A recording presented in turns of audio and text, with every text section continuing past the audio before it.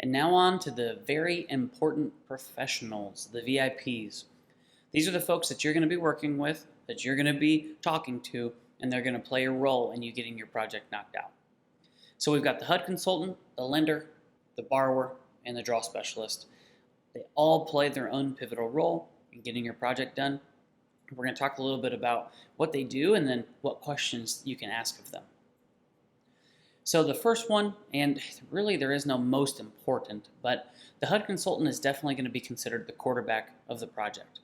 So the HUD consultant is going to walk the project with the client originally, and he's going to take your bid and he's going to put together the SOR. The SOR is what the lender, the client, and the contractor are all working to get accomplished.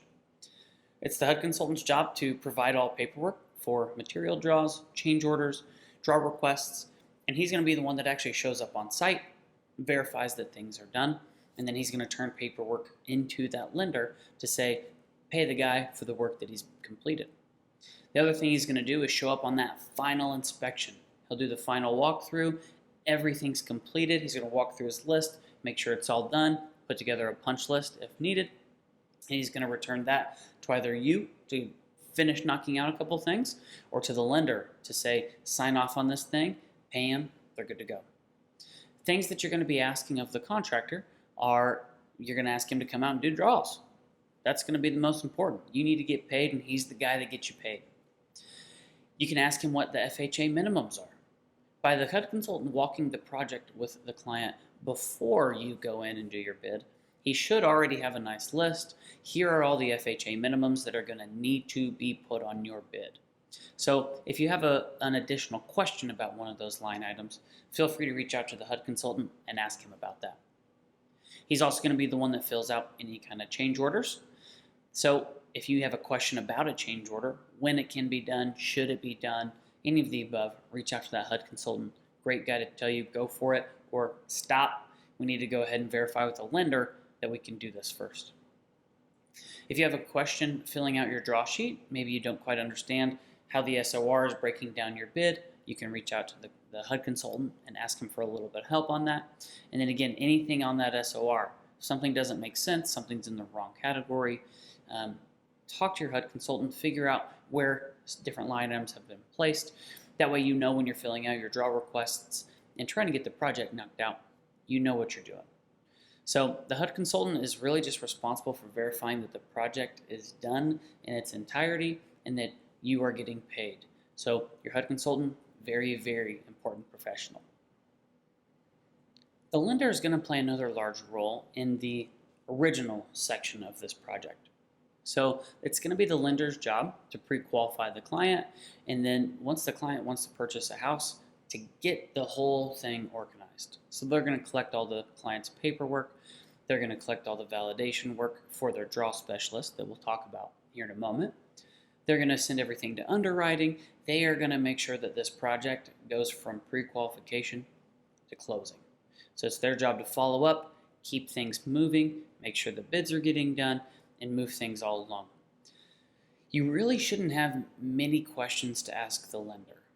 The lender's role is really going to be played on that front end, and by the time the project actually starts, the lender's pretty much out of the bag. The draw specialist, which works in the renovation department for that lender, is going to be the one that's going to be taking care of the project. So once the project starts, the lender's really out of your hair. You shouldn't need to talk to them about much of anything.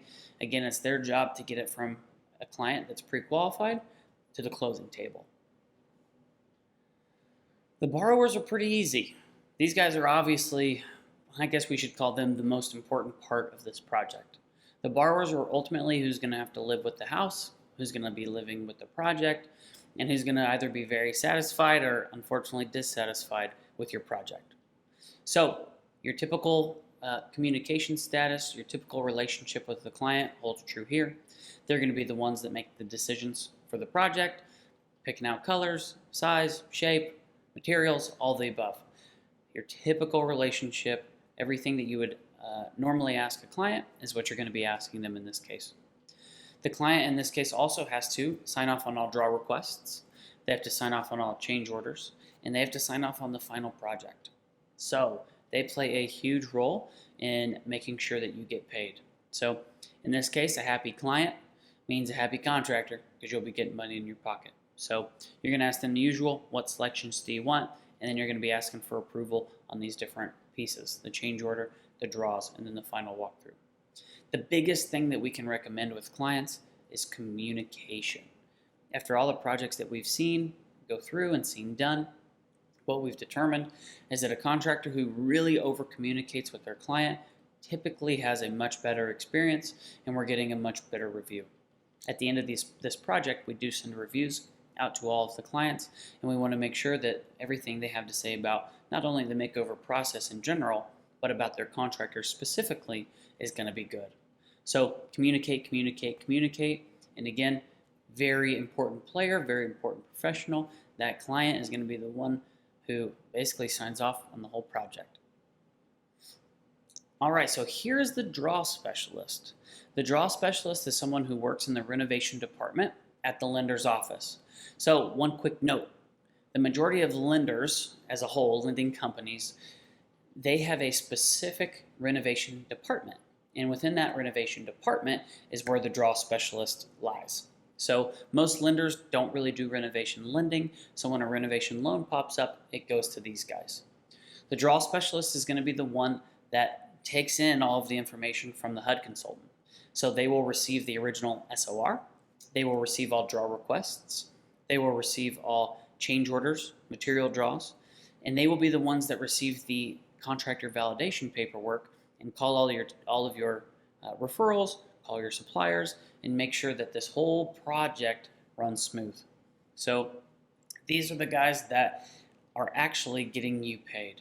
So when a draw request or a change order material draw is turned in to the HUD consultant, the HUD consultant verifies all the information is correct, visits the site if need be, and then he sends that into the draw specialist.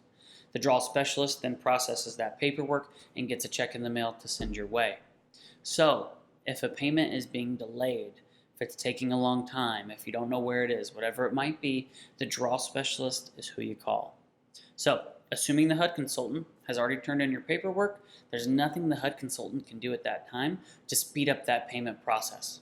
The draw specialist is who you're going to want to call, text, email, whatever it might be. Say, hey, it's been 2 weeks, or hey, it's been 3 weeks. Why hasn't that money come in yet? So draw specialist, very, very important person, the one that ultimately signs off on your paycheck. Here we're laying out our recommended draw schedule and final draw in regards to how much money you're asking for along the way. So one quick thing to note, your typical draw from the time the HUD consultant shows up on site to the time that your check should be in the mail is going to be somewhere between 7 and 10 days. So this dates back to the plan ahead time. If you know you're going to be finishing a couple milestones, go ahead and schedule that HUD consultant early. You know what's probably going to be done by then. That way you're not left with a lot of money out of pocket. We want to keep money in your pocket so you can keep paying your guys and you can keep the project moving. So the site or the recommended draw schedule that we recommend is on your first draw. You ask for the initial 20%, second draw 20%, third draw 20%, fourth draw 20%, and here's where it changes. The very last draw should pull off the majority of the money left on the table. The reason for this, the very final draw takes a lot longer to actually close. So the first 5 draws rather, are going to show up somewhere between 7 and 10 days after that HUD consultant shows up on site. However, the final draw, once asked for, the HUD consultant shows up, they view the project, make sure it's all done. Some lenders will then send in an appraiser to verify that what they originally appraised is done, which can take another couple weeks. Once that piece is done, it then goes to underwriting to verify that all the paperwork is put together. Then we have to schedule a closing. And then finally we get the paperwork finally signed and done, and now a check comes your way.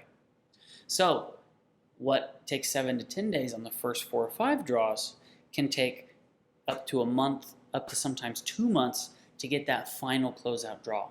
So we recommend you scrape off as much money off of the table as humanly possible to start. and leave just a line item or two for that very final draw. This way you get all the money for yourself in your pocket right out of the gate.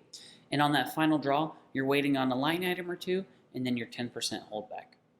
This is gonna be a great way for you to make sure you've got all of your guys paid, you've got your bills paid, you've already probably put some profit in your pocket, and that last draw is all gonna be in the black. It's gonna be to the good. So we don't want you to get caught waiting on a large sum of money on that final draw, because again, and they don't always do this, but oftentimes that final draw takes about a month and can go, as long as 2 months, and we've even seen them 3. So you want to make sure you pull all that money off the front end first before we get to that final draw inspection. And the last thing to talk about here is the difference between the Streamline 203K and the standard or the full 203K. The Streamline 203K is going to be any renovation project that costs less than $35,000. That includes all kinds of fees and closing costs and reserves and everything. So typically we see the actual project amount being somewhere between $29,000 and $31,000. The other thing that a Streamline 203K has to have is no structural work being done. So we can't be replacing or removing any walls. We can't be working on the foundation. Nothing that would be considered structural can be done in a Streamline 203K. So just quick recap, under $35,000, no structural work. A standard or a full 203K is going to be a minimum $5,000 renovation. It will or will not have structural work. Who knows? Sometimes it does and sometimes it doesn't. And if the renovation exceeds $35,000, that is going to equal a full 203K. So minimum $5,000, anything over $35,000, and anything under $35,000 that also has structural work to do.